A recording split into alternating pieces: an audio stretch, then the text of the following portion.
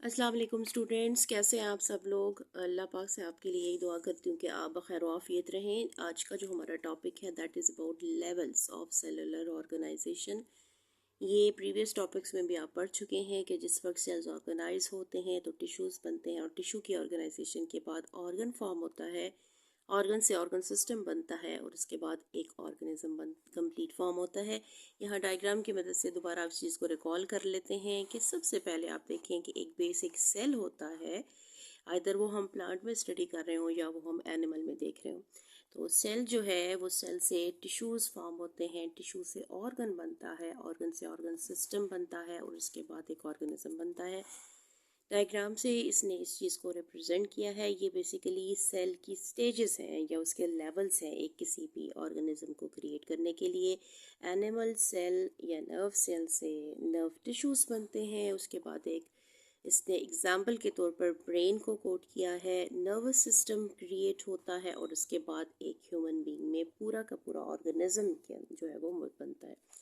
इसी तरीके से ये जो लेवल्स आप देख रहे हैं दैट इज़ प्लांट सेल्स के लेवल हैं कि प्लांट सेल्स के अंदर जो हमने टिश्यू को लीफ के इंटरनल पार्ट को स्टडी किया था तो वहाँ पे भी यही था कि लीफ के अंदर जो है वो सेल्स हैं जिसमें पैलिसेड और मेसोफिल सेल्स थे। अब यहाँ देख लें कि ये जो प्लांट सेल है इसमें मेसोफिल सेल से मेसोफिल टिश्यूज़ बनेंगे, फिर एक लीफ क्रिएट होगा, फिर शूट सिस्टम बनेगा उससे पूरा, और शूट से यानी मीन्स रूट और शूट सिस्टम से एक पूरा प्लांट बॉडी बनेगा। आज हम जो चीज़ टॉपिक पढ़ेंगे that is the level of tissues कि अब सेल्स के बाद जो नेक्स्ट स्टेज आती है उसको हम टिश्यूज़ का नाम देते हैं। टिश्यू की सिंपल डेफिनेशन आप पहले भी देख चुके हैं कि जिस वक्त सिमिलर सेल्स ऑर्गेनाइज्ड होते हैं तो वो टिश्यूज़ बनाते हैं, और जो मोस्टली हम प्लांट के सेल्स को स्टडी करते हैं तो वो रेक्टेंगुलर इन शेप है। आपको पता है कि प्लांट सेल्स की जो शेप है उनकी मेंटेनेंस की वजह क्या है। एक तो उसमें बहुत बड़ा सा वैक्यूल मौजूद होता है, और इसके साथ साथ ये जो हम सेल वॉल को स्टडी करते हैं किसी भी प्लांट सेल के अंदर, इसके शेप की वजह से ओवरऑल सारा का सारा सेल जो है वो अपनी शेप को मेंटेन रखता है। अब जब सिमिलर सेल्स जो हैं वो ग्रुपिंग आपस में करते हैं तो ग्रुप करने से वो टिश्यू क्रिएट करते हैं।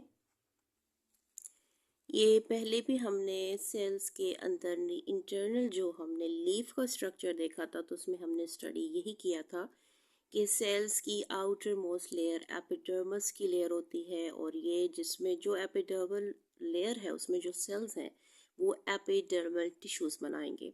तो सबसे पहले जो protective outer most layer roots में, स्टेम्स में और लीव्स में हमें नज़र आती है वो एपिडर्मस होती है। और एपिडर्मस के सेल्स कैसे हैं, टाइल लाइक सेल्स हैं, जॉइन होकर एक सिंगल लेयर बना देते हैं टिश्यू की जिसको एपिडर्मल टिश्यूज कहा जाता है। डायग्राम दोबारा से आप रिकॉल कर लें और आपको ये चीज़ वाज़ा हो जाएगी।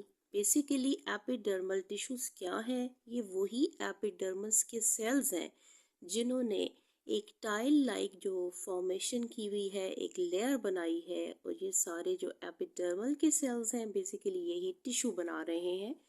ये डायग्राम हमने कल भी स्टडी की थी अपने कल के लेक्चर में। आप देख सकते हैं कि इसमें अपर एपिडर्मस और लोअर एपिडर्मस, जहाँ पे ये air spaces, stoma, kidney shape structure है, ये वही चीज़ है सारी। और दरमियान वाला जो पोर्शन है वो आपको नज़र आ रहा है कि ये दो किस्म के मीज़ोफिल सेल्स या मीज़ोफिल टिश्यूज़ में डिवाइड हुआ है। एक इसकी अपर लेयर है वो पैलिसेड मेसोफिल है, और इसकी लोअर लेयर जिसमें एयर स्पेसेस ज़्यादा हैं ये स्पॉन्ज मेसोफिल है। स्पॉन्ज मेसोफिल के अंदर आपको सर्कुलर स्ट्रक्चर्स नज़र आ रहे हैं जिसमें आपको ये जो ब्राउनिश कलर का है ये जाइलम नज़र आ रहा है, और इसके साथ इसके साइड वाले पोर्शन में यानी ये जो सर्कुलर पोर्शन होगा इसमें फ्लोएम मौजूद है। और स्पॉन्ज मेसोफिल में जैसे कि आप देख सकते हैं कि एयर स्पेसेस बहुत ज़्यादा हैं, ठीक है। ये जो पोर्शन है सेंटर, इसको मीज़ोफिल पोर्शन कहते हैं। मीज़ोफिल का मतलब यही है कि इसके अंदर टू टाइप्स ऑफ सेल्स मौजूद हैं, टू टाइप्स ऑफ टिश्यूज़ मौजूद हैं, पैलिसेड टिश्यूज़, स्पॉन्ज टिश्यूज़। तो ये जो हमारे पास पैलिसेड टिश्यूज़ होते हैं, इनके अंदर स्पेस नहीं होती, ये साइड बाय साइड अरेंज हुए होते हैं सेल्स।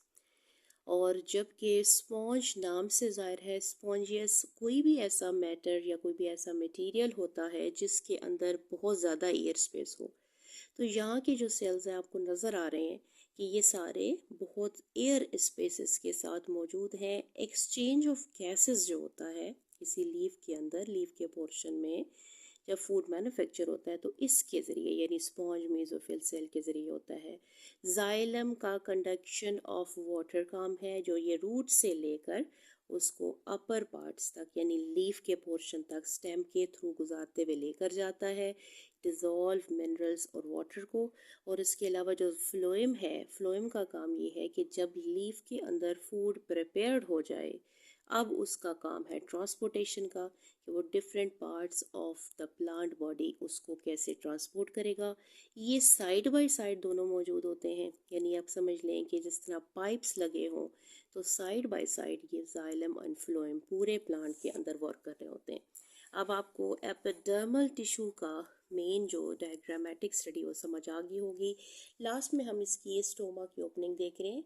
ये लोअर एपिडर्मस के अंदर जो मैंने आज जैसे आपको बताया था कि लीफ की आउटर जो लोअर सरफेस होती है उसके अंदर छोटे छोटे किडनी शेप पोर्स हैं जिनको गार्ड सेल्स कहा जाता है। गार्ड सेल्स सेंटर से ओपन होते हैं। जो स्टोमा की ओपनिंग है, स्टोमेटास हैं, यही वो पाथ है, यही वो पोर्शन है जिसके ज़रिए गैसेस का एक्सचेंज होता है और यहीं से जो सनलाइट है वो इंटर होती है और फोटोसिंथेसिस का सारा प्रोसेस टेक प्लेस होता है। मैंने मेसोफिल को आपको डायग्राम की मदद से सारा इसको एक्सप्लेन कर दिया है। मेसोफिल जो टिश्यूज़ हैं वो फोटोसिंथेटिक टिश्यूज़ हैं, ये जो सेंटर में हो रहा है जिसमें स्पॉन्ज और इसके अलावा दूसरा जो पैलिसेड है वो आ रहा है। ठीक है जी, सेंटर ऑफ फोटोसिंथेसिस के स्पेशलाइज्ड सेल्स भी इनको कहा जाता है क्योंकि ये फूड की मैन्युफैक्चरिंग करते हैं और इसके साथ साथ जो रिमूवल हो रही है वो किसकी हो रही है, वेस्ट की। अपर और लोअर एपिडर्मल की लेयर्स के दरमियान स्पॉन्ज मेसोफिल टिश्यूज मौजूद हैं। जैसे अपर और लोअर एपिडर्मस को आपको नज़र आ रहे हैं। ये जो लेयर है इसको मेसोफिल की लेयर कहते हैं, मेसोफिल टिश्यूज़ की लेयर कहते हैं। मेसोफिल के दो इम्पॉर्टेंट टिश्यूज़ हैं, एक है पैलिसेड मेसोफिल सेल्स या मेसोफिल पैलिसेड मेसोफिल टिश्यूज़ और दूसरी जो लेयर है वो है स्पॉन्ज मेसोफिल टिश्यूज़। पैलिसेड के मेसोफिल जो टिश्यूज़ हैं या मेसोफिल सेल्स हैं, इनकी जो शेप है वो इलोंगेटेड है, ये लंबे लंबे और एक लेयर की फॉर्मेशन करते हैं। इसके साथ ये जो सेल्स हैं ये फूड की मैन्युफैक्चरिंग, क्योंकि इसमें क्लोरोप्लास्ट है, ठीक है, सेंट्रल लेयर के अंदर क्लोरोप्लास्ट मौजूद है, तो ये फूड प्रिपेयर करेंगे फोटोसिंथेसिस में। इसके साथ देखें जो स्पॉन्ज की मेसोफिल सेल्स हैं ये लूजली पैक्ड है। लूजली पैक्ड का मतलब है कि एक दूसरे से ये दूर होते हैं, इनमें बहुत ज़्यादा एयर स्पेसेस होते हैं। और स्पॉन्ज की मेसोफिल सेल्स जो है वो पैलिसेड की लेयर के बिल्कुल नीचे होते हैं और फोटोसिंथेसिस स्पॉन्ज मेसोफिल सेल्स में हो रही है। ठीक है जी। इसके बाद आ रहा है वास्कुलर टिश्यूज़ जिसमें जाइलम एंड फ्लोएम मौजूद हैं। मैं भी आपको डायग्राम से ये चीज़ एक्सप्लेन कर चुकी हूँ कि ये एक कम्प्लेक्स टिश्यू है। इसमें दो लेयर्स हैं सेल की जिनको हम जाइलम और फ्लोएम का नाम दे रहे हैं। अच्छा जी, जाइलम एंड फ्लोएम दोनों बेसिकली ट्यूब लाइक स्ट्रक्चर है, ट्यूब इन शेप है और जाइलम सेल से जाइलम टिश्यूज़ बनेंगे जो वाटर को कंडक्ट करेंगे। ये मैकेनिज़्म मैं आपको समझा चुकी हूँ कि ये रूट से लीव्स और उसके बाद वहाँ पर जिस वक्त फोटोसिंथेसिस की मदद से फूड मैन्युफैक्चर होता है तो लेकर जाते हैं और फ्लोएम सेल जो है वो फ्लोएम टिश्यूज़ बना रहे हैं जिससे ट्रांसपोर्टेशन हो रही है। मैंने प्रिपेयर फूड हो चुका लीव्स के अंदर, तो वहाँ से जब अब फूड ट्रांसपोर्ट होगा तो वो लीव से दूसरे पार्ट्स ऑफ द प्लांट की तरफ ट्रांसपोर्ट होगा। ये दोनों side by side mean parallelly run करते हैं किसी प्लांट बॉडी में। अब इसकी डायग्राम की तरफ आ जाते हैं कि ये जाइलम एंड फ्लोएम की जो टिश्यूज़ हैं ये देखने में कैसे हैं। ये आपको नज़र आ रहा है, ये वेजल्स हैं, ये ट्रैकीड्स हैं, ये जाइलम का इंटरनल पार्ट उसने स्टडी किया है। ये लॉन्ग पाइप्स की सूरत में ऐसे ही मौजूद होते हैं और यहाँ से इसने डायग्रामेटिक स्टडी से बताया कि सबसे पहले आप देखिए सॉइल से इन्होंने क्या लेना है, इसने वाटर और मिनरल्स लेने हैं। उसके बाद ये कंडक्ट करेंगे फोटोसिंथेसिस प्रोडक्ट्स की सूरत में। ये रेडिश कलर में आपको नज़र आ रहा है कि एरो ऊपर जा रहा है, उसके अलावा ब्लू एरो भी ऊपर जा रहा है, ठीक है। तो यहाँ पर ये आ जाएंगे लीव्स में यहाँ पे इन्होंने फूड मैन्युफैक्चर करना है और उसके बाद ये फ्लोइम के ज़रिए से ये नीचे जाएंगे। मीन्स अब जो जो पार्ट जिसको फूड की ज़रूरत है, यहाँ पे एक फ्लोएम का इंटरनल स्ट्रक्चर जो है वो वीक हो गया है। फ्लोएम के अंदर दो टाइप्स होती हैं, एक सीव ट्यूब्स होती हैं और उसके साथ कंपेनियन सेल्स होते हैं। ये कंपेनियन सेल्स आपको नज़र आ रहे हैं कि दरमियान से ब्रेक हुए हैं, तो ये साइड बाय साइड इसी तरीके से जुड़े हुए होते हैं। इनको कंपेनियन सेल्स कहते हैं और इन्हीं की मदद से जो फूड मैन्युफैक्चर हो चुका है, अब वो different parts of the plant को ट्रांसपोर्ट होगा। तो आज के लेक्चर में हमने जाइलम और फ्लोएम टिश्यूज़ के बारे में पढ़ा, इसके अलावा एपिडर्मल टिश्यूज़ के बारे में पढ़ा, मीज़ोफिल टिश्यूज़ के बारे में पढ़ा और डायग्राम से हमने इसकी स्टडी की है। उम्मीद है कि ये जो कॉन्सेप्ट आपका वो मज़ीद बिल्डअप हो गया होगा और आपको पता चल गया होगा कि जो इंटरनल स्टडी होती है किसी भी प्लांट सेल की, उसमें टिश्यूज़ किस तरह काम करते हैं, किस तरह वर्किंग करते हैं। मैं अपने नेक्स्ट लेक्चर के लिए आपसे इजाज़त चाहूँगी, फिर इंशाअल्लाह ताला नेक्स्ट लेक्चर में आपसे मुलाकात होगी। तब तक के लिए अल्लाह हाफिज़।